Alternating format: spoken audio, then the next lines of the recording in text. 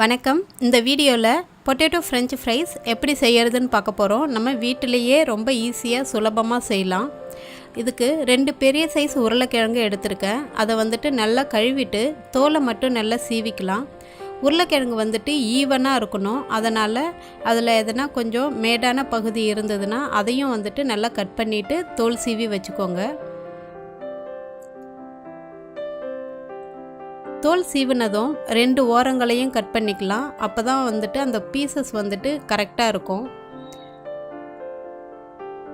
இந்த மாதிரி ஷேப்க்கு நல்லா பட்டையாக கட் பண்ணிக்கலாம்.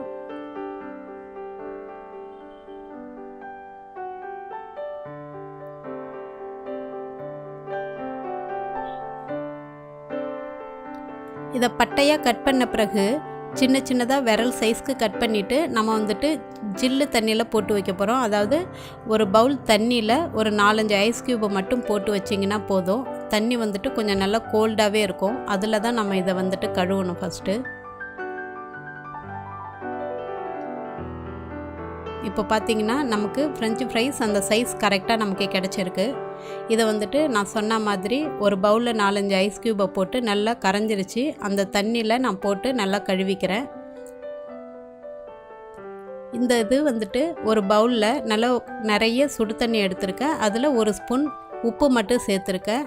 அதில் நம்ம அரிஞ்சு வச்சுருக்கிற இப்போ உருளைக்கிழங்கே அது கூட சேர்த்து ஒரு 15லேருந்து 20 நிமிஷம் வரைக்கும் நல்லா ஊறட்டும்.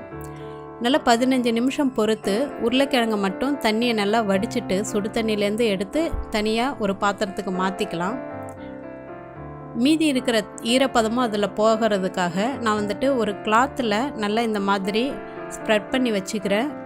மீதி இருக்கிற ஈரத்தையும் நல்லா இந்த மாதிரி ஒரு கிளாத்தில் நல்லா ஒட்டி எடுத்துடலாம்.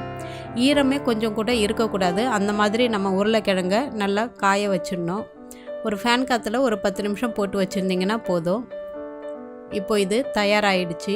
பொரிக்க ஆரம்பிக்கலாம்.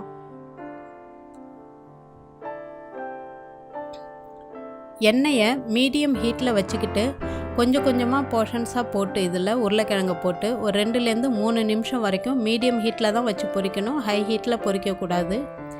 மீடியம் ஹீட்டில் வச்சு பொரிச்சிட்டு நம்ம எடுத்துக்கலாம். கலரும் நல்லா மாறக்கூடாது. அந்த மாதிரி பொரிக்கலாம்.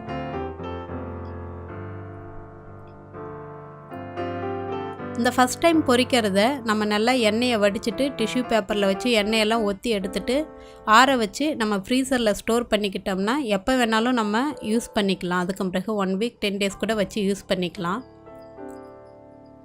நம்ம உடனே சாப்பிட்றதுக்கு அந்த ஃப்ரை பண்ண உருளைக்கிழங்கை இன்னொரு முறை ஹை ஹீட்டில் வச்சு பொரிக்க போகிறோம்.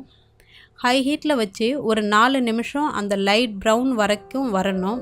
அவுட்டர் போர்ஷன்ஸ் நல்லா கிறிஸ்பியாக வரணும். நல்லா கலர் மாதிரி உள்ளார சாப்பிடும்போது நல்லா சாஃப்டாகவே இருக்கும். அதுக்கு உள்ளார சாஃப்டாக வரணும்னா பீசஸ் கொஞ்சம் நல்லா திக்காக இருக்கணும். உருளைக்கிழங்கு பீசஸ்ஸு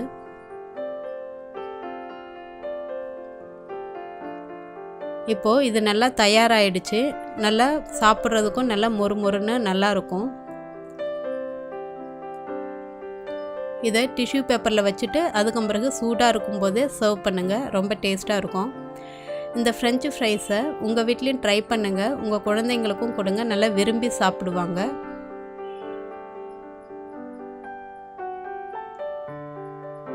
ஃப்ரெஞ்ச் ஃப்ரைஸ் மேலே கொஞ்சமாக நான் உப்பு தூவிக்கிறேன். கொஞ்சமாக மிளகுத்தூள் தூவிட்டு நம்ம டொமேட்டோ கெச்சப்போட பரிமாறினா ரொம்ப டேஸ்ட்டாகவே நல்லா விரும்பி சாப்பிடுவாங்க எல்லாருமே.